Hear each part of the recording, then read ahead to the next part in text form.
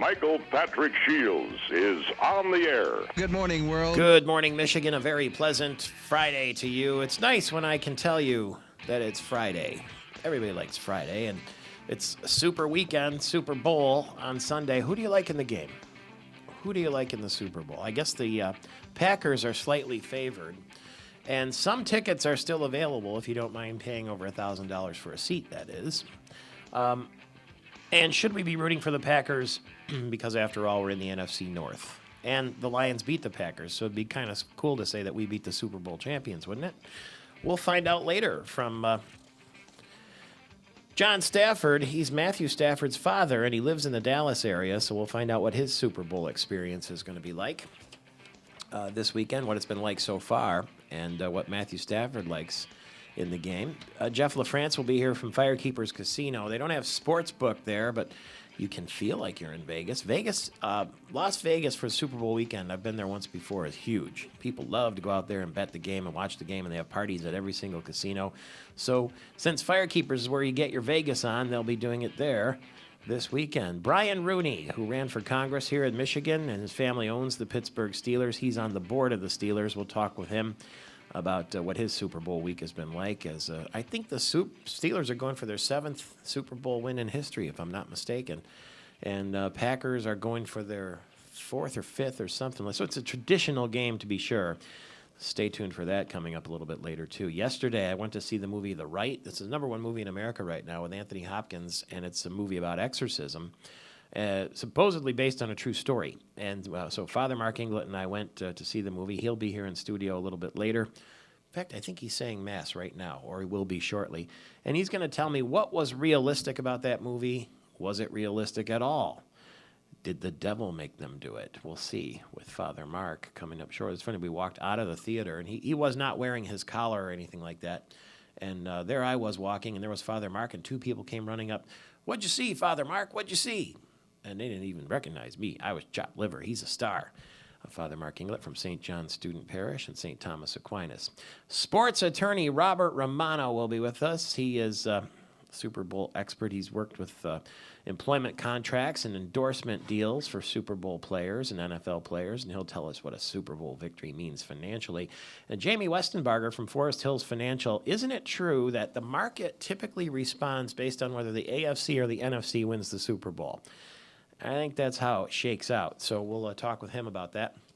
Maybe you can start making some of your investment plans. Here with this morning's news update, in for Gary Austin is Joanne Paul. Good morning. Good morning.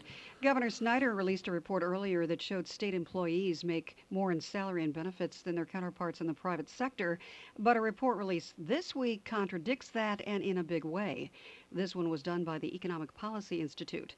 It found that not only did state workers not make more than the private sector, but when education was taken into account, in many cases they made less.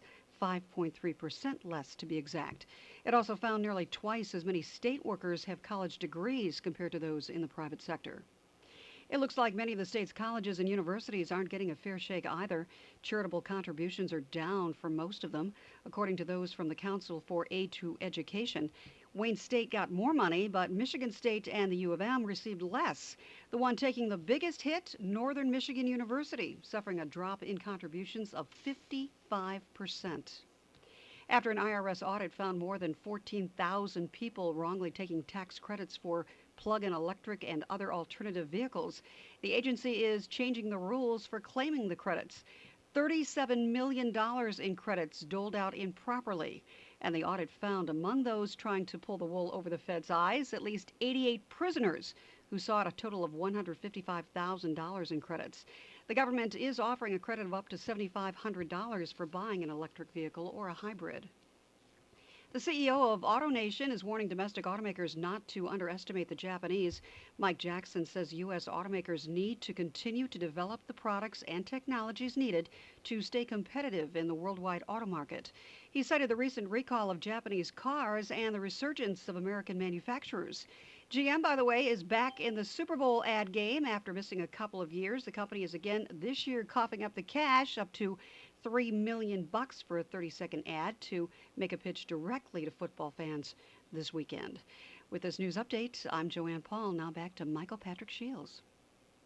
Friday morning across the state of Michigan, we're heard on radio stations in Mount Pleasant, Petoskey, Traverse City, Hastings, Lansing, Saginaw, Grand Rapids, Kalamazoo, Muskegon, and St. Joe, Benton Harbor. And glad to have you with us wherever you may be listening. This morning, I'm going to get out of town for the weekend. Just a quick little trip to Florida, and Delta Airlines is going to keep raising fares and trim its growth plans if jet fuel prices stay high. That's what an executive with Delta is saying. The president, Ed Bastian, says that the run-up fuel costs, in the fall prompted the big airlines to begin raising fares, and they're going to have to continue to raise ticket prices to cover the cost if jet fuel remains around $2.75 a gallon. That's 11% higher than Delta paid in the fourth quarter. So it's a trickle-up sort of economy, if you will. The International Auto Show in Grand Rapids, we were broadcasting from there yesterday, and it seems like a lot of the attention is the all-electric Chevy Volt. Motorists can get on a waiting list to buy the car. That's how many people want it. But the price is $41,000, and some people aren't nuts about that. That's the biggest downside of the car, that it's a little bit expensive, although you do get a tax rebate to do it. It's the car of the year, and I guess because of the cold, you'd get more energy out of the battery if you were in a warm weather state than in Michigan, depending on the factors and the weather and the location. One charge could get up to 50 miles or only 20 miles. And what happens? There's a Lansing man that was on the program last week who owns one of the first Volts. He said he only got 24 miles out of one of the charges. He had the heated seats going, the temperature control going, and those things reduced the mileage. 24 miles. That would leave you stuck somewhere, wouldn't it? If you were going to, I don't know, let's say you were going to Battle Creek, to Firekeepers Casino. What if you were there and then you ran? Can you plug it in somewhere? Where can you find a place to plug in a car? These are all the questions that still have to be ironed out. There's still unrest in Egypt, and today, because the Middle East weekend starts on a Friday, there's expected to be more people than ever demonstrating throughout the Cairo, and so we'll keep an eye on that for you as well. A massive rally planned for today. 1 million people expected to take to the streets and demand the immediate resignation of Hosni Mubarak. At the meantime, the Obama administration is talking with Egyptian officials about a way that he can leave office quickly and maybe turn his power over to a transitional government headed by the newly appointed vice president. That move would be supported by the Egyptian military, so stay tuned for that. Ben Bernanke says that we need more aggressive job growth if the sluggish economy is ever going to recover. He's the Federal Reserve chairman. And the former Kennedy Space Center contractor under investigation for stealing space shuttle tiles and putting them up for sale on eBay, David Abbey, is only a suspect, has not been criminally charged yet, though. But, we're getting to the end of the space shuttle program, so some people, I guess, are trying to make off with some souvenirs. But he was selling shuttles for the tiles for the space shuttle at $900 a piece online. Authorities, speaking of firekeepers in Las Vegas, have the suspect in a daring December casino heist in custody. This is a 29-year-old man, Anthony Carrello. He's the son of a Las Vegas judge, if you can believe that. He was caught on security cameras as he dashed into the Bellagio in the middle of the night and made off with $1.5 million in casino chips. He was arrested Wednesday night after he tried to sell some of the chips to undercover officers.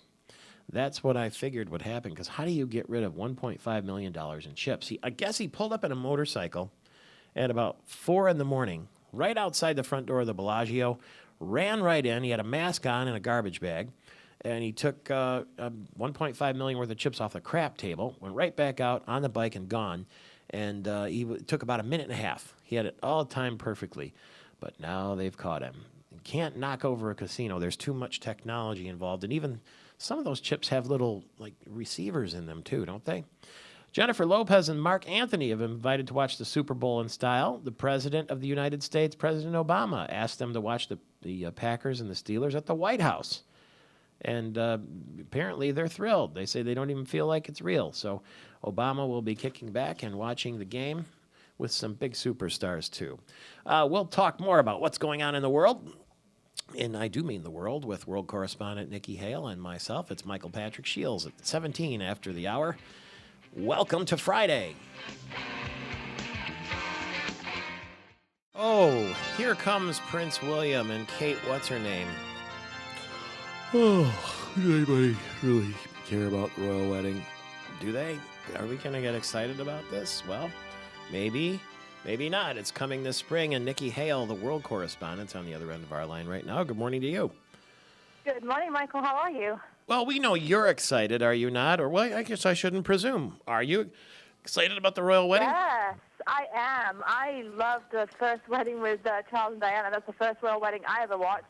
And I thought it was fascinating to see the huge gown and all the fanfare that comes with it. I am excited, but, I don't think that everybody else is. What are the studies showing? The studies are showing that the majority of Americans really don't care about it that much, and they don't understand why the news media keep talking about it. Is that right? They don't care about the spectacle, and even the Obamas weren't invited, as I understand, so maybe America's going to be left out of this grand wedding. Well, I don't think they care so much just because it's not something traditional to this country. I think they think it's just like any other wedding. I suppose to them it's just like when, Jennifer Aniston and Brad Pitt got married. That was a big deal over here, but not as big deal as it is over in the UK with the royal family. So I think they're interested, and they're like, okay, great, but I don't think they are as enthusiastic as we are. Here are the numbers. 4% of the people, this is a 60 Minutes Vanity Fair poll, 4% say they were interested in all of the wedding and wish they could go. 21% considered it a harmless spectacle, and only 9% said they were interested in whether the marriage would even last.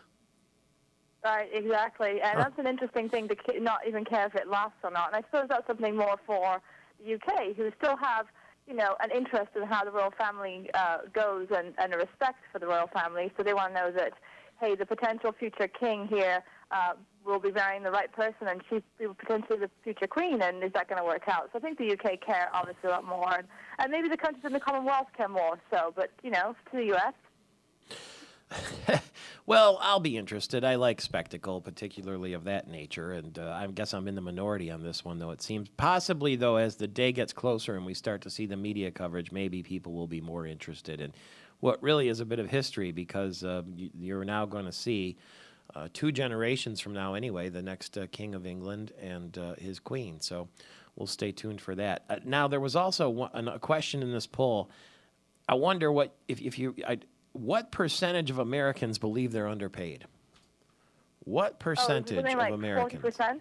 69% of Americans believe that they're underpaid. Sounds like there's... that's a high number. That's not good, especially with the economic downturn. That's got to have gotten worse. Speaking of downturns, what about the upturn of the size of people in Great Britain? Yes, we have an issue with obesity happening in Great Britain, which you always hear about, obesity in the United States, and apparently now it's a huge issue in Great Britain to the extent of them having to actually purchase different ambulances or upgrade ambulances with heavier duty wheelchairs and heavier duty gurneys, because not able to actually help the heavier folks over in the UK. So when you're seeing the healthcare system having to shell out money to increase the size of their ambulances, that is not a good sign. Not at all. Somebody that I know, and I won't say who, was telling me that they went to Cedar Point this summer, and it's an amusement park over there on the shores of Lake Erie, and they wanted to go on some of the rides, and they actually have a chair put aside that replicates what the roller coaster size seat is, and you have to sit in that seat to prove you're going to be able to fit in the roller coaster with the seatbelt on. That would probably be enough for me to go on a starvation diet if they said, "Sir, could you step over here and sit in the test chair?" Yeah, you get pulled out of the line and said, "Sir, we're not quite sure you can fit." That would be very embarrassing. And they also have airlines now. They have a term, because I'm flying today, and it's called POS, and it's a code word. Like, so if the gate attendant runs across someone that they're not sure will fit in one seat, they'll call the manager and say, "We have a POS at gate number 54, the flight to Albuquerque, New Mexico." POS Okay. Yeah? POS means something in banking, and it also means something else in text language. What does it mean at the airport? Do you know? Yeah, person of size. Ah, interesting, because it's point of sale in banking. Oh. And what is it online? Not something I can say Oh. on the radio. Oh. Now you're going to have me guessing all morning. But I'll text it to you later. Okay. A POS. So they say that because if you're too large to fit in the airline seat, they'll make you buy 2 seats. That too would put me on a starvation diet if that happened to me. That's pretty dull, pretty Yep, embarrassing. Absolutely. The other thing I'm going to ask you: have you watched Piers Morgan at all in for Larry King? I've seen a couple of snippets, and actually I used to watch him when I was in the UK, so I have familiarity with his style of interviewing, and it's not something that's down my alley, to be honest. You know, really, I can't. I find myself watching it because it's kind of like a car accident. You can't look away, but I don't. It doesn't. I don't fancy it, as you would say. Right, exactly. He tends to try too hard in my book. He really wants to have an effect. He's trying to have the sort of Oprah effect on the guest, or he's trying to get that emotion. I mean, he's known for making Simon Cowell cry, and I just think he got Simon Cowell on a good day. Wow. Is what happened. So he thinks he can influence people, and he tries to ask those questions, and I think sometimes that just disrupts the flow of the interview, and I don't like watching him for that reason. I watched. I think what he's weakest at is when he talks to the camera. Like, he doesn't do it a lot. Mostly they open the segment and he's just talking to the guest, where Larry King used to look in the camera and make a connection with the viewer. Piers Morgan doesn't do that. And when he does, like when he has to throw it over to Anderson Cooper for the next show, he is very awkward, it seems to me. But maybe that'll get better as time goes on. I did see a Q&A with him. I thought this was kind of funny. He was in Esquire magazine, Piers Morgan, and they have these little thoughts. It's a whole page of what I've learned. And he says,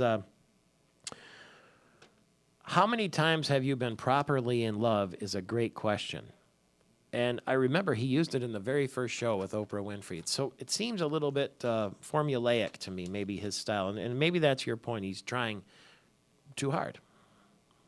Right, exactly. He's trying to get that emotion out of the guest, and he has set questions that he feels are going to get that. But I think you need to be deep in conversation with that person and really connect with them to actually get them to unravel or to actually share something they weren't planning on sharing to make it good television.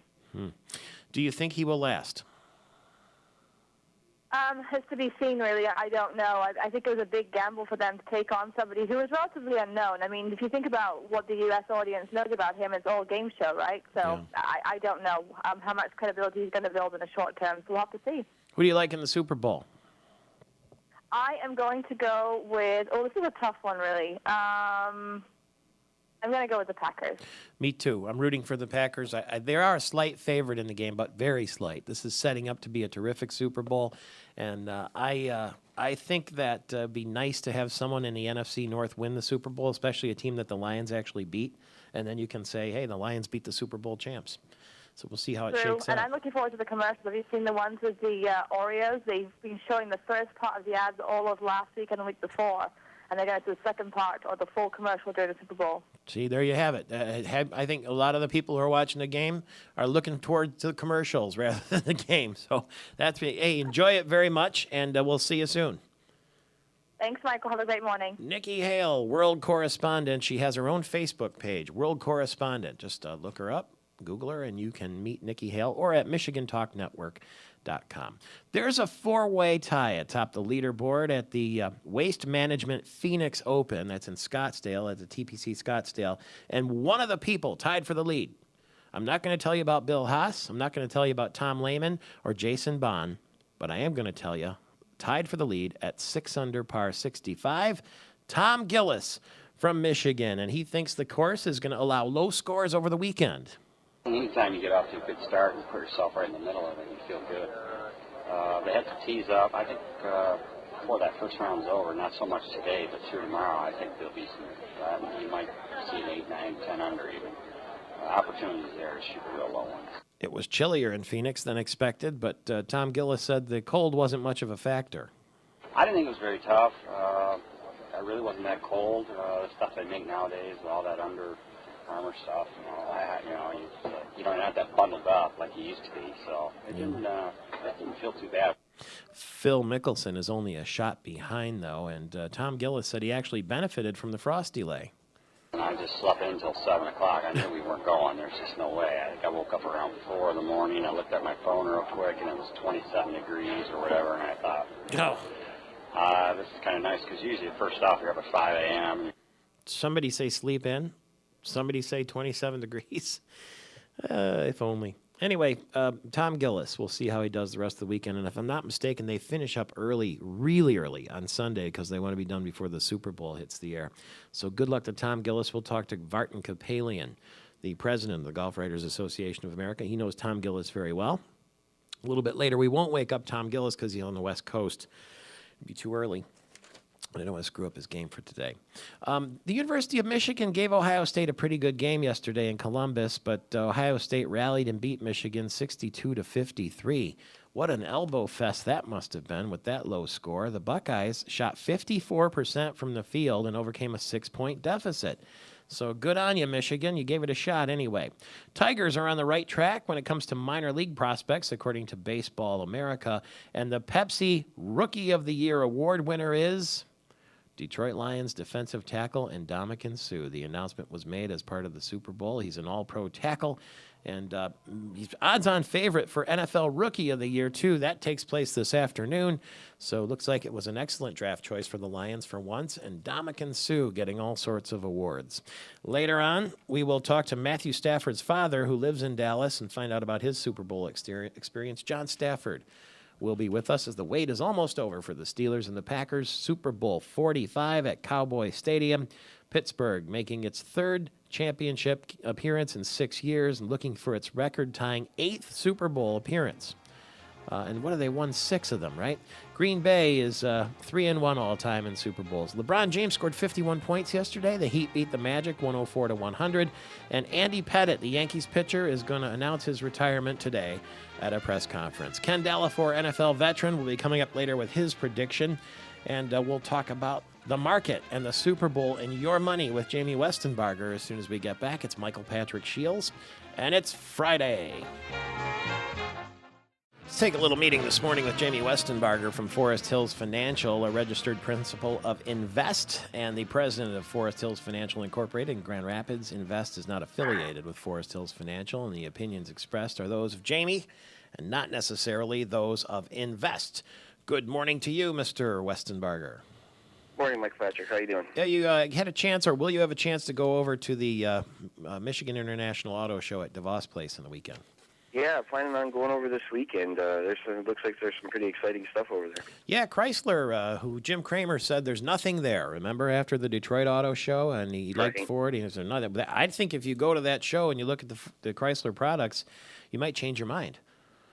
Yeah, it sounds like there's some pretty exciting stuff out, and really, you know, I mean, being a Michigan guy, you got to be excited about all of the big three and what they're rolling out and all of the different vehicles that they have, and you know, Ford's making a big push for all of the fuel efficient vehicles that they have, and so it's exciting to see all three of our hometown teams, so to speak, kind of start to turn things around and put out some exciting products. Yeah, and there is the $1 million mile, they call it there, too, where every single car in the room is worth more than $100,000. So there's $2 million worth of iron in that room, and 3 Aston Martins, and there's a Rolls-Royce, and you name it. And anyway, if you're in the upper crust, you might have a look at some of those cars. I am test driving right now a 2002 Chevy Trailblazer. This car is gorgeous. I traded in the Saturn Vue yesterday at Cheryl Freeborough's Hyundai of Lansing, and she wants me to test drive this Trailblazer. It's the 2002. It's got 33,000 miles on it, black exterior, ebony cloth interior. I mean, it's a gorgeous black driving machine. The original price is $30,000. The Kelley Blue Book value is $22,000. She's selling it for $18,795, and she'll probably make you an even better deal if you say that you heard about it on this program. It's parked right in front of the studio now here on right next to the giant snowbank in front of the Gillespie Group studio on the Avenue of Michigan. Chevy Trailblazer. And it's got only, it's only $18,795, and it feels like brand new. So if you want to take that car away from me, just call Cheryl Freeborough at Hyundai of Lansing, and it can be yours. The Dow gained 20 points yesterday. The S&P gained 3, and the NASDAQ rose 4. I am wondering, Jamie, isn't it true there's an old adage that if the NFC wins the Super Bowl, the market does well that year, and if the AFC does, maybe not? Is there any truth to that? it's always funny. It never fails whenever there's a big sporting event. You know, the statistics get broke down on which team wins, and so yes, I believe that you know there's currently a better track record for the NFC winning. But I think if we flip the coin 40 times, we could come up with an adage for that one too. But you know, being that I'm a Lions fan, and being that the Lions played pretty well against the Packers this year, I guess if the Packers win, that makes me feel better as a Lions fan too. So yeah. So maybe we root that way just to make ourselves feel better about a 6-10 season too. Yeah, it's our division, the Packers, the NFC North, and we beat the Packers. So it'd be nice to say we beat the Super Bowl champions. I think right, there's exactly. good logic to that. Now, if you wanted to go to the Super Bowl, you want to take a guess at how much you could get a ticket for. This is the average resale price of a Super Bowl ticket. This is resale, so you're buying it off of the internet or the guy on the corner. Right. I don't know, $15,000, $10,000. $4,600 is the average, which means there are some tickets, obviously, for more than that. And Texas Stadium has a capacity of 110,000. That includes a some standing. of those $4,600 seats are probably so far up you can barely see the. Yeah, way up there. Way up there. So anyway, if there's anybody really, I mean, you got to get there. That's what you're going to pay, is what we understand. They're going to have the roof closed, too, because that's one of those. Did you see, Michael Patrick, too? They're selling tickets to an actual facility that's not in the stadium.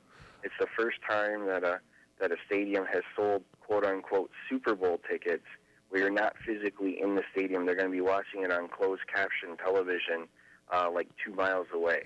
Now I've heard everything. Jeez. Come fight the crowds and traffic, and imagine what it costs to pay for parking, too. Well, leave it to Jerry Jones. You know, he'll figure out a way to make a couple extra bucks. So. Well, I know that I'm going to be on an airplane flying back from Fort Myers, so I'm going to miss the whole thing. But I'm sure everyone else will be bunkered in, enjoying it in a nice, warm, cozy spot rather than fighting the traffic in Dallas. And I know you'll be one of them. We'll root for the Packers, and we'll talk to you next week. All right, thanks, Michael Patrick. Thanks Have a a good million. week. Jamie Westenbarger in Grand Rapids there with Forest Hills Financial. Speaking of Grand Rapids, Bob Seger will be coming to play at DeVos Van Andel Arena is where he'll be, of course. It's April 2nd. Another early stop in his national tour. He's going to play Saginaw on March 29th, and he's going to be in Toledo, too. So tickets for the Van Andel date are going to go on sale the 12th of February at 10 a.m. through livenation.com. And they'll be a lot cheaper than the Super Bowl tickets, I guarantee you that. So Bob Seger coming to Van Andel Arena on April the 2nd. It's 15 minutes before the hour, and it's Michael Patrick Shields. 10 minutes before the hour. Super Bowl coming our way.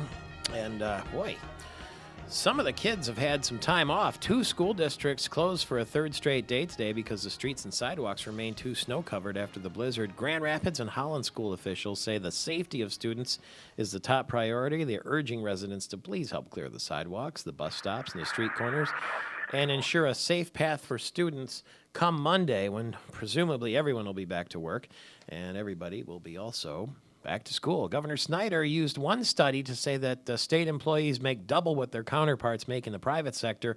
Now comes a predictable report refuting that. The latest study done by the Economic Policy Institute, commissioned by public employee unions, found full and time and state and local government workers make 5.3% less than their private sector employees when education levels are considered. That includes teachers. The report found 53% of government workers have college degrees compared to 31% of private sector employees. Someone who doesn't have to worry about money anymore, the winner of half of the Mega Millions ticket that was awarded on February 1st is going to claim their prize today in Lansing. One winning ticket was sold in Belleville, the other one in Indiana, so each winner is going to get $46.3 million before taxes are taken out. And whoever it is will be there at 2 o'clock today at the headquarters. No details about the winner have been revealed, but it was bought at a Meijer store in Belleville. Dearborn Heights native Gregory Carr, who was accused of running a nationwide prostitution ring from an office in Miami, has entered a guilty plea after negotiating an agreement with the federal prosecutors, and some of that empire took place in Detroit, where we're told business was very good, better than anywhere in the entire United States for the, what was they called, the Miami Girls or something like that. Republicans have vowed, even yesterday on this program, when Bobby Shostak, the new Republican chair, said priority one is beating Senator Debbie Stabenow in re-election in 2012, but Senator Stabenow already has $2 million in the bank, and she leads the pack of Michigan lawmakers on Capitol Hill in terms of cash on hand. And so that war chest is, a big bounty for Senator Stabenow, who, that kind of money can get you reelected. She's only getting started. Robin Williams apparently could be one of the villains in the new Batman movie that's coming out, and he's 59 years old. He went to Detroit Country Day, growing up in Bloomfield Hills. I guess I didn't know that. And he's turned down the parts of the Joker and the Riddler under different franchise leadership, but he said, he wouldn't mind working for the director Christopher Nolan because they worked on Insomnia, and he likes the director. Anne Hathaway is going to be in that movie as the Catwoman. It's Dark Knight Rises, and Tom Hardy is going to play the bad guy. So stay tuned, because Robin Williams would play Dr. Hugo Strange, and he'd be pretty good in that role, I would think. We never let the birthday of a beautiful woman pass without taking note. Gabrielle Anwar is 41 today. Remember her in Scent of a Woman?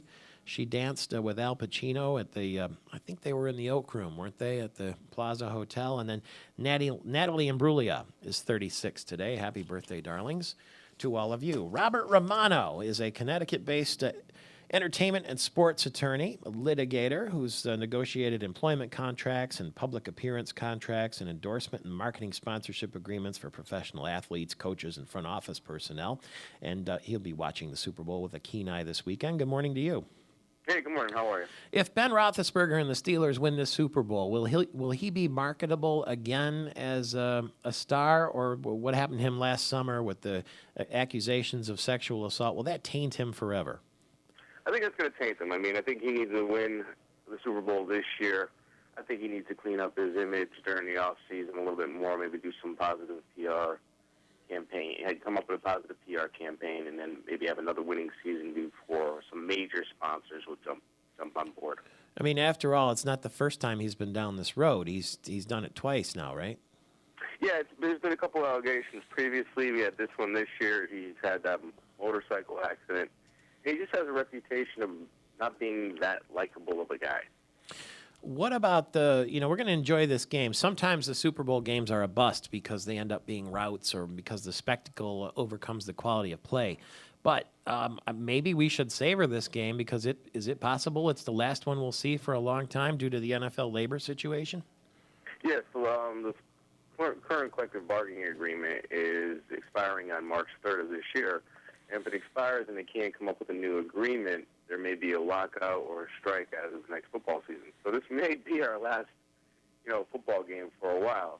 I don't think so. I mean, I think that both sides, the Players Association and the owners, are going to come to terms because there's just so much money both sides will lose if they don't have a season next year. So are they having a big game of chicken right now? Because, you don't want to throw the baby out with the bathwater over little details, but my gosh, this is the most popular sport probably in the United States, not the world, because I think soccer outranks it really, but in the U.S., this is our sport.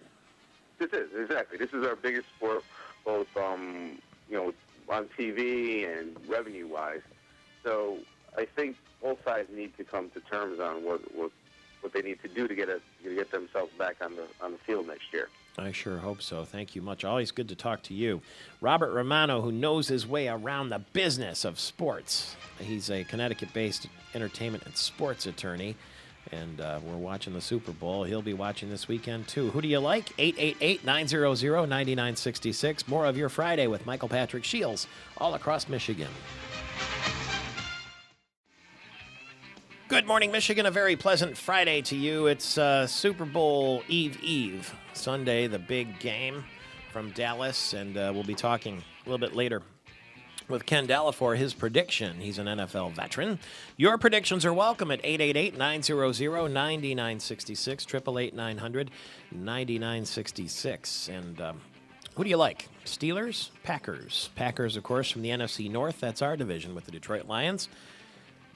Lions beat the Packers, so it might be fun to be able to say, hey, we beat the Super Bowl champs if the Packers win. So we got a little bit of a rooting interest, plus it's NFC versus AFC us ultimately, too, isn't it? That is Sunday afternoon, kickoff somewhere around 5:30. If you want to go to the game, you can still buy tickets in Dallas.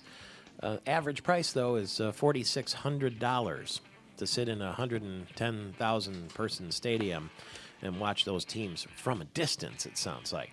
Todd Anderson is one of those people who will be watching the game, too, but he's keeps his eye on golf, too, obviously, because he is the 2010 PGA of America Teacher of the Year, and he's teacher to several tour players. Even Matt Lauer from the Today Show, who's on up against us on another network, coming to Michigan for the 23rd Annual West Michigan Golf Show, February 11th to 13th in downtown Grand Rapids. Good morning, Mr. Anderson. Good morning. How you doing? Good. They say those that can't do, teach. And those that can't teach, teach driver's ed. But in your case, what kind of a stick are you? Well, I don't play as much as I used to, but, I can still get it around par or better. All right. I probably play 18-hole rounds maybe a dozen times a year. I like to get out in the afternoon with my students, play 9 holes, a couple nights a week. But, I still enjoy playing. Unfortunately, I just don't have the time to be able to do it myself. When you make a commitment to teach players, especially when you work with tour players, it's hard to put your game first. You have to put their game first. So I've kind of put my sticks away somewhat, but I still enjoy getting out there and playing a little bit. I'm good friends with Jim Nance from CBS Sports, and obviously he's so closely linked to golf because of his coverage of the PGA Tour on CBS. But he said recently that he just doesn't have a lot of time to play golf anymore these days. He used to love it. He played on the team at Houston. And he's just said that his interests have changed and his commitment to time has changed, and he plays very rarely. And I guess you can still love the game, you can still be close to it, but people in the golf business really don't get to play that much. Yeah, I think that's a perception. Everybody thinks that if you're in the golf business, all you do is play golf, and it's really the opposite. When everybody's out playing on the weekend, especially if you're a club pro, you're there working, and the holidays you're working because all the people that are members at the club and whatnot are there playing. So, yeah, I think, and I think if you played at a high level, like Jim has, it's hard to go out there and accept, playing at a lower level than you're kind of accustomed to playing. So I can see where good players somewhat get disinterested because, if you played at a really high level, to accept anything less than that's tough to do. Yeah, and the only way you can stay at a high level or improve is to play and practice a lot, isn't that? There's no way getting around that, is there? No. Unfortunately, I think you have to have a good game plan, and you have to go out and, like anything else, execute it. And golf's one of those things that it does take time, and not necessarily out there hitting balls, but you do need to spend some time, working on your game and spending some time on the golf course. Yeah, I'm going down to the Sanctuary in near Fort Myers this weekend to check out the club and to have a couple of rounds. And I haven't touched my golf club since Hawaii back in November, and those were just kind of kicking around games. If there's one tip that I should think about coming out of the snow of Michigan, going to Florida, playing 2 rounds, what would it be? Well, before I go down there, I would do some stuff in front of a mirror. I'd work on my setup, make sure my setup's good, my grip's good. And then if you have a place where you can just make some swings, they have some good weighted golf clubs now that aren't too heavy, just to kind of swing in front of a mirror and get a feel for the motion of the swing. I think that would be helpful to you. Preparation, the key. Now, in what part of the country do we find you this morning? I'm in Phoenix, Arizona, so it's early out here. Oh, yeah, I'm sorry about that. I didn't realize That's okay. it was that early. They told me ahead of time. I've got an early flight this morning back to Georgia, so I was going to be up anyway, so it's actually a perfect time for me to do this. I see Tom Gillis from Michigan is leading that event, the Phoenix Open, Waste Management there at the TPC Scottsdale. Do you know Tom Gillis at all? Have you worked with him? I've never worked with him, but I do know Tom, and he's really improved the last few years, getting back on tour after being on the Nationwide for a little while, and I think he's kind of finding his way out here. He had a great round yesterday. It was kind of a crazy week out here with the weather. It was so cold, and Wednesday they actually canceled the Pro-Am because of the weather. Everything was frozen. And then yesterday they had a long delay, and finally got some golf in yesterday afternoon. It was cold, but a guy from Michigan had a little bit of advantage. He's used to that cold weather, so he went out there and shot had a nice round. I think he shot 6 under. It's exactly what he said. He said that he benefited from the frost delay because he got to sleep a little bit longer, and but going from time zone to time zone and that kind of thing. And like you said, his Michigan background. But he did say that he thinks there'll be some low scores over the weekend on that course, and he's got Bill Haas, Tom Lehman, and Jason Bond all tied at 6 under 65, and Phil Mickelson only a shot back too, along with a bunch of others. So we've got a rooting interest this weekend in Tom Gillis in Phoenix there, where it's been frosty and cold, and that is one of the best, if not the best, attended event on the PGA Tour. So we'll see if the cold keeps the crowds away too. Yeah, I think yesterday was a little bit, not quite as many people out there as they normally have, but it's supposed to warm up a little bit this weekend. I think it's supposed to be in the 50s today, maybe, and then I think by Sunday it's supposed to get up to 70. So I think it's going to get a little bit warmer. But the golf course is playing great. It's playing fast. It's firm, and the greens are rolling perfect. So they'll shoot some low score. There's some 5 pars they can reach in 2, and drivable 17th hole. So I'm sure there'll be some low numbers in the next few days. I interviewed Matt Lauer at Reno Tahoe. No, it wasn't Reno Tahoe. It was a celebrity event they have there, the Isuzu Championship at Lake Tahoe at Edgewood, a number of years ago. He loves his golf. What's he playing to these days? About a 6 or 7 when he plays. He's got 3 small children, so he doesn't get a chance to play as much as he used to play. But he loves to play, and he can hit a lot of great shots. He just is a little erratic sometimes with the driver, but he I would say he's a pretty solid 8 handicap. I mean, I would say if you gave him 8 shots, he's going to shoot normally between 78 and 84, something like that. What's your home club? I'm at Sea Island Golf Club in St. Simons Island, Georgia. Oh, that's a nice place. And that may be the nicest men's locker room that I've ever seen anywhere in the world. And I've been all over the world for golf. That place is a true show place. It's a special place. And they did a big renovation several years ago, and they built the lodge where you're talking about with the locker room there, and just renovated the cloister several years ago. So it's a beautiful old traditional resort that's been redone, and it's a special place. Absolutely gorgeous. Davis Love III still lives around there, doesn't he? Sure does. We've got Davis lives there, and then we have Lucas Glover lives there, Jonathan Bird, Zach Johnson, Brant Snedeker spends a lot of time down there. So we've got several tour players that are starting to call Sea Island home. Yeah, and if I'm not mistaken, George and Barbara Bush honeymooned there at Sea Island. A lot of history. Correct. Gorgeous place. Well, congratulations to you, and I hope if I get down that way, I'll see you back there at Sea Island. In the meantime, we'll see you here in Michigan. Well, wear your mittens because it's pretty frosty, and this is February 11th to 13th in downtown Grand Rapids, the 23rd Annual West Michigan Golf Show, and all the best to you and to Matt Lauer, too. Well, thank you so much, and all the best to you, and I appreciate you having me on this morning. Thank you very much. Mention my name in Sea Island, as JP used to say. Just don't tell him where I am, if you would, at 16 minutes after. All right, you have a great day. All the best to Todd Anderson. He's getting on an airplane today, and so am I. So I've got that quick round down there with Quentin Lutz and Larry Olmsted at, where are we going? The Sanctuary in South Florida. 16 minutes after the hour, Michael Patrick Shields, and we are going to talk to Ken Dallafor, NFL veteran, coming up shortly. But Father Mark Inglet will be with us when we get back from St. John's Student Parish and St. Thomas Aquinas. He and I went yesterday to see the movie The Rite.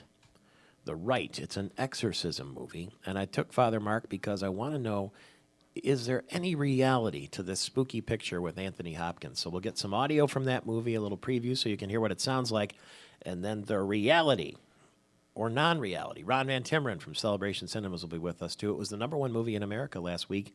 Why? So stay tuned for that. It's Michael Patrick Shields. You can find us at MichiganTalkNetwork.com any old time you want. We're on Facebook, too.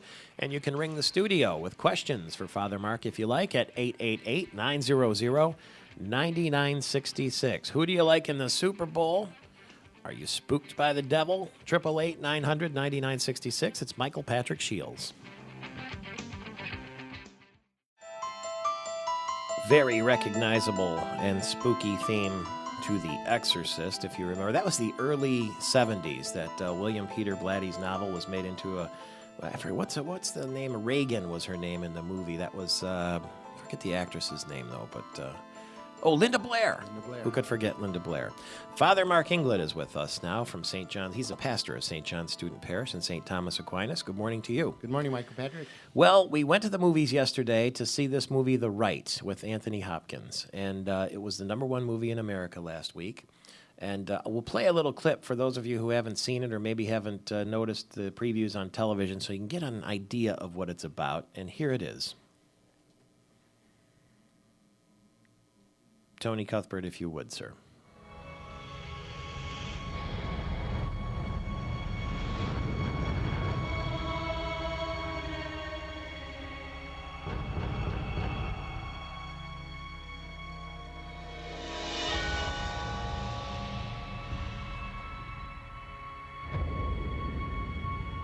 You know, the interesting thing about skeptics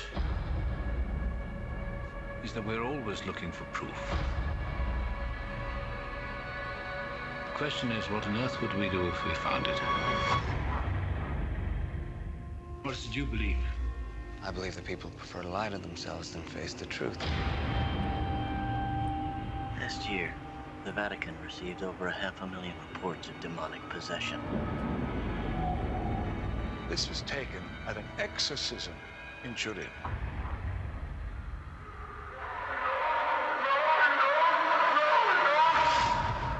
It's not the devil. It's just a very, very sick girl. She doesn't need a priest. She needs a shrink. I haven't prayed in years. Last night I found myself praying for you. It knows you. It knows all your sins. You do not speak to it, it's the devil. I'm coming for you. Your name! Give me your name! God help me!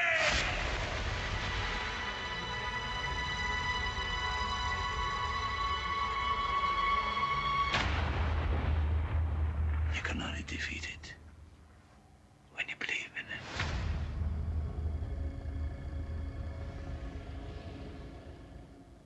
it. Spooky stuff. It was. What did you think of the movie? Well, actually, I liked it. You did? I kind of went prepared not to like it. Yeah. In some ways, I thought, we've been there, done that. It's the typical battleground between good and evil. But I thought the movie took the church seriously and that battleground of good and evil very seriously. What I liked is in that interplay between religion and psychology and religion and sciences. What I took away from the movie was the opposite of faith isn't doubt, it's fear. And I think that's true. When we doubt, we just have to. That means what was good last week, last month, last year, growing up isn't good enough anymore. So we have to go deeper to a higher plane. And that's exactly what happened to this, the seminarian that eventually becomes a priest. And it was good. It was inspired by. I'm glad that the credits at the end said it's inspired by, but not based on. There's a difference. I think they took a true story. The gentleman is a priest outside of Chicago today. The other one is still in Florence today, and they're both priests. So inspired by, but I think what Hollywood always does is it takes a true story, dramatizes it, spins it, so that it'll excite us. And that's what the movie did for me. It asked some great questions. I thought it caused me to ask questions as a priest as I sat there, and I also kind of realized as the movie went on that what they were dealing with was a lot of questions that a lot of people have about good, about evil, about faith, about the church, about psychology, and our attempts. It's the oldest philosophical question in the world: is why is there evil? Why is there suffering? What's the influence of God in the world? What's the influence of the devil in the world? Belief and unbelief. Good question. Why are people so interested in evil? It's the #1 movie in America. Well, you know what? I think they're not interested in evil, but it surrounds us. And the end of the movie, I think that it shows that there is evil in the world, that we have to grapple with it, we have to deal with it. It's a part of our lives. But the biggest message of the movie was that evil is not going to be victorious. It's going to be our faith in Jesus Christ that makes us victorious. If the devil can, now we know that the Catholic Church has provisions for exorcism. Is it true that this movie's premise that there were priests called to the Vatican for exorcism training, That's and that exactly in true. every diocese there is one exorcist? Exactly true. In fact, there's a couple of things in the movie. It takes place around the time that the volcano went off in Iceland, and I actually was stuck by that volcano in Rome. At the same I'm time. beginning to draw some conclusions here. But that was only a year ago. You know what was interesting? Are you the reason- exorcist for this? No, I'm not. Every diocese has to have one, But it's a we secret? really don't know who it is. But What it's we not do you. is- No. Because it takes a special kind of training, and Did you have that class in your normal training for the priesthood? no, we had a class where we talked about it, but They didn't teach you how? No, because that's not it's so rare actually. It's a very rare occurrence. You say it's rare, but the movie says that there were more. Well, there are a lot of requests for exorcists today, more and more. The thing is, I think that this movie kind of overly dramatized exorcisms. People don't like spit being- nails for real. and chained to a chair and those kind of. I think a real exorcism probably wouldn't make a good movie. They're much more somber, much more reverent. And of course, we exhaust all the psychological avenues that we can. Interesting, the European priest was also a physician. Right. And oftentimes, Anthony I think our Hopkins. exorcists have training in psychology, so that when all of those avenues are exhausted, and we can't explain the unexplainable, can't rationalize the irrational, then we have to say this is something beyond the ordinary. You've got to go a long way to get there, though, I would do. think. You do. Superhuman strength. Yeah. Knowledge of the unknown. That's yes. Speaking in languages you would have no idea about are three of the main, as I'm not mistaken. Exactly. And those are, pretty true to form. I noticed in the movie that Anthony Hopkins, well, I don't want to spoil it, but let's just say that people who are sometimes depressed or suffering from depression are open to possession. That seems how the theory goes. Have you? Well, I think that there are two different things. I think that there are psychologically healthy people Who get it too? Sure. And so I wouldn't say that mental illness and possession have anything to do with each other. I think they're just two totally separate categories. I think that sometimes depression can be a quote unquote demon to some people. It can overtake them, possess them. Can addiction be traced to the devil? Well, I think that cause and effect are important questions here too. I remember, I think you probably do too because we're old enough. Flip Wilson, The Devil Made Me Do It. Yeah. I think we attribute to the devil a lot of things that we don't want to take responsibility for. And Convenient. so I think we can, it's too easy to attribute, bad things to the devil. It would be nice if we attributed all good things to God like we should, but I think that's almost like a false philosophical dualism that exists. I think that a lot of things we're capable of tremendous good, we're capable of tremendous evil. But I think we've got to be careful which we attribute to the devil and which we have to take our own responsibility. If the devil can possess people, why not God? Or is his well, he possession, it's just nicer? Yeah. I think God can and does intervene in our lives, and I think that the devil can and does intervene in our life. But the thing that the movie didn't make a strong enough point about is the devil can only have control and power over your life if you let him. If you let him. That girl didn't seem like she wanted the devil in her. But, the thing is the devil was visited upon her. And, when you go to the movies, you'll find out what that was. That evil entered her life even though she didn't want it. But she was able to fight it. And it in that case, Can the sometimes devil- evil does triumph, it seems. But in the big picture, when we step back, it never does. Can he move, or she, whatever the devil is, can it move things like the tree frogs that showed up all over the place?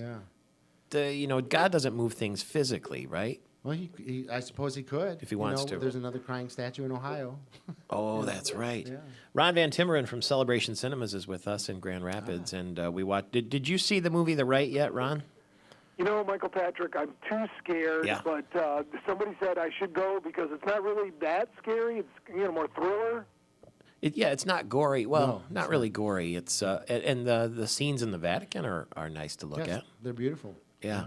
Well, Ron, maybe you can man up You know what I'm saying? Just man up, because Father Mark. So how realistic is it, based on what you know behind the scenes? I think it's just overly dramatized. It's probably not that dramatic. I've never heard about somebody being tied to a chair. I think that there's some drama in it that doesn't exist in a real exorcism. But I think the questions that it asks of the people that watch are real. Those are real questions, and it sets up that I said the biggest point of the movie really is the opposite of faith is not doubt, it's fear, and the fact that the best way the devil works in the world is to try to convince us that he doesn't exist. That's a powerful thing. And just because you don't believe in the devil doesn't mean he's not there. That's right. Because you were too afraid to go to the movie, Amanda Wall. I'll admit it. I was very afraid, and I don't think I will see it after watching the trailer either. The interesting thing is the movie actually brings up The Exorcist, the original movie. Remember? Yeah, they joke priest about says, it. What'd you expect? Somebody whose head spins around and spits, pea soup. Yeah. But if it scares the devil out of somebody, that's fine. Yeah.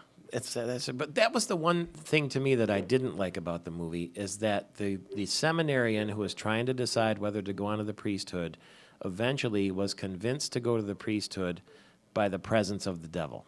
Mm-hmm.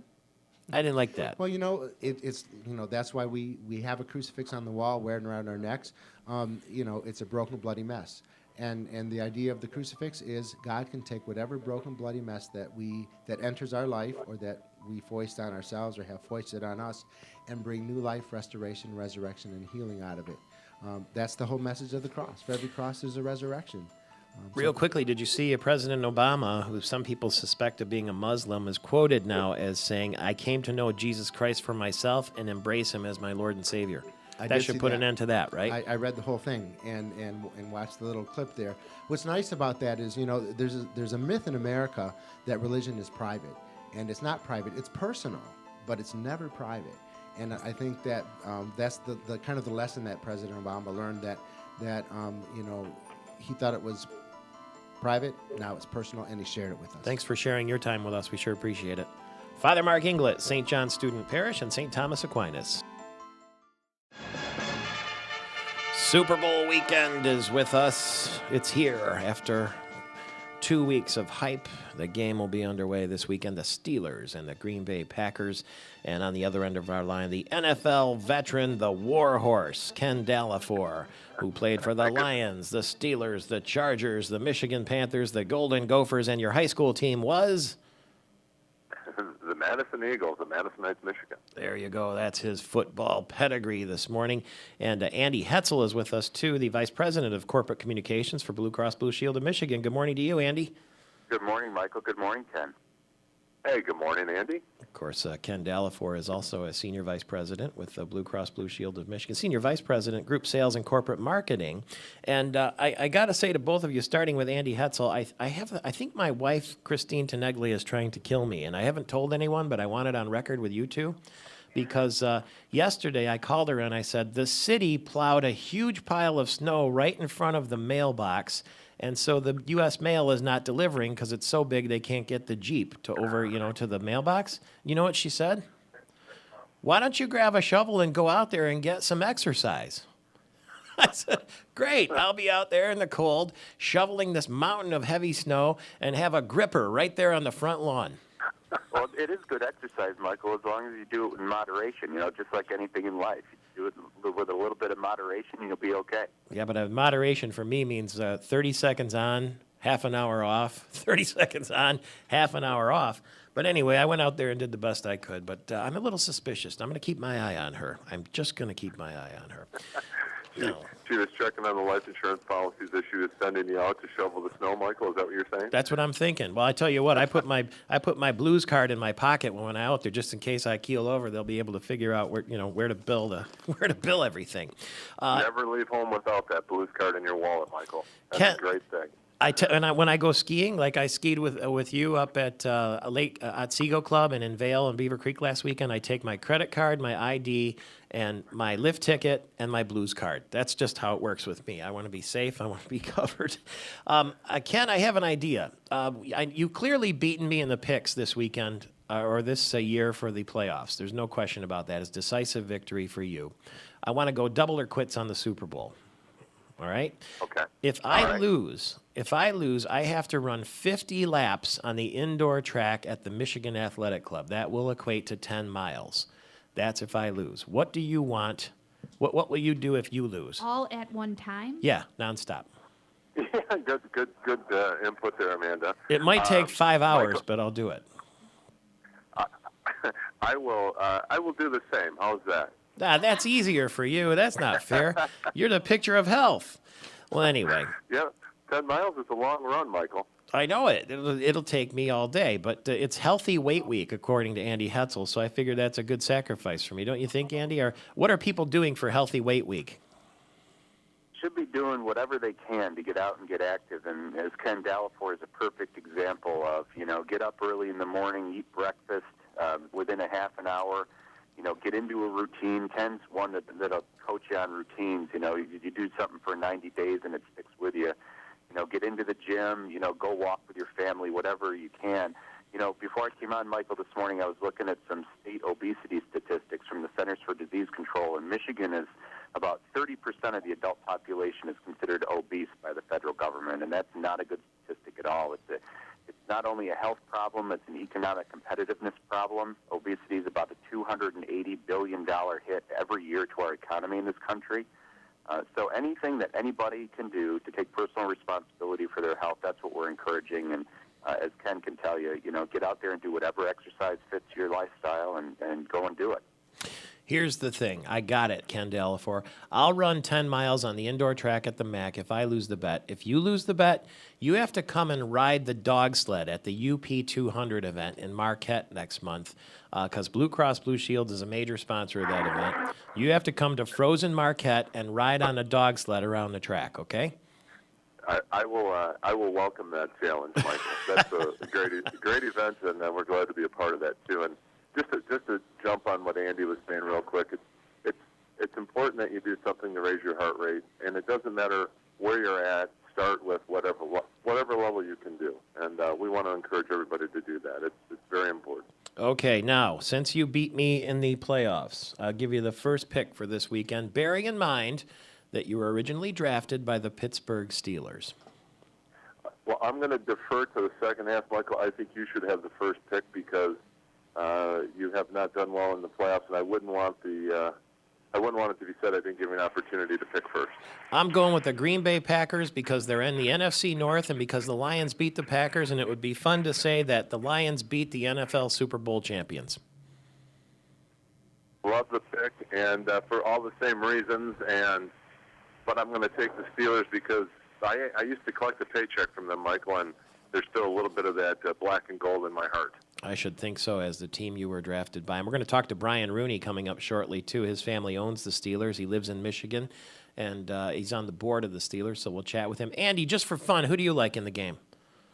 I think it's going to be a great old-school classic Super Bowl, Michael. I'm just going to sit back and enjoy the game and eat some healthy food. Yeah, well, this is a good example to get inspired by these guys because don't forget, they're the finest athletes, really, in the world to be in the top shape, to be able to take that pounding and get to the highest level, and it's Healthy Weight Week, and we'll do the best we can. Thank you, gentlemen, both. Enjoy the Super Bowl. Andy Hetzel from Blue Cross Blue Shield of Michigan, Ken Dallafor, the NFL veteran, who now blocks for Dan Lepp at Blue Cross Blue Shield of Michigan. 14 before the hour, Michael Patrick Shields. You know, we have another piece of irony this week is that it was Groundhog Day, too, the day the big storm came, and the groundhog did not see his shadow, so they're calling for an early spring. But it is a late Easter this year.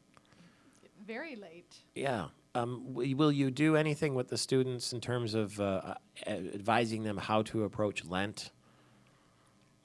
Absolutely. Always. We'll have a whole Lenten theme and special prayer services. We'll have studies in each classroom. Typically, they say that people like to fashionably say they give up things for Lent, although that's kind of changing a little bit to be more positive, isn't it? Well, rather than giving up always, we encourage them to do things that they wouldn't always do, and prayer is certainly an important part of that. What's the difference between a Catholic education and secular education, in your mind? Well, for our Catholic education, it starts out with a longer school year. We go 200 days a year, and so when you say, is it all right for the children to pray for snow days? Certainly it is, because we don't worry about making them up. But beyond that, Christ is infused in everything that we do, from the morning prayer when we start our day to the morning prayer when we end our day, and everything in between has Christ involved in it and in the behavior of our students. Did you have suspicions that President Obama was a Muslim? A lot of people said that because he seems especially kind to the Muslim nations, and he won't say where he was born. And until yesterday, when he was quoted as saying that he came to know Jesus Christ for himself and embrace him as his Lord and Savior. I think that put a lot of people at rest, didn't it? I think it might have, yes. Yeah. And he did go on to say that, Lord, give me patience as I watch Malia go to her first dance. There will be boys. And he started laughing, and he said, Lord, have that skirt get longer as she travels to that dance. You got to have a little sense of humor with your faith, huh? Yes, absolutely. Raising children gives you a great sense of humor and a great reason to pray. They used to remember that show with Bill Cosby, say, kids say the darndest things? You probably get that every day, huh? We do. We often talk about writing books. What's the biggest question kids ask about faith?